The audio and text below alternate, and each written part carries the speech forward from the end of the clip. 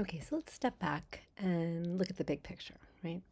One way to succeed at learning about constraints on WH dependencies, which we can again think of as syntactic island knowledge, is to learn them indirectly, learn them without trying to specifically, directly learn about those constraints, right? Instead, what we're doing is learning how to represent WH dependencies in general more efficiently, making them high probability, right?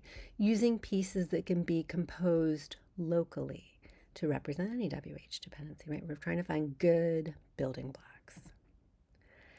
And the efficient pieces that are learned with their associated probabilities allow the constraints to emerge automatically without trying to specifically learn them.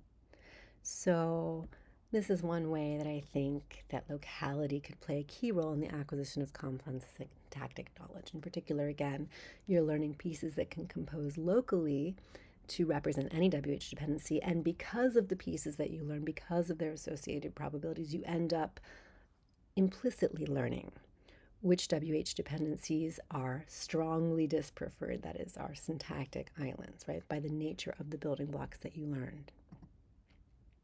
So, thank you very much. Thank you to all of my collaborators, and thank you for listening.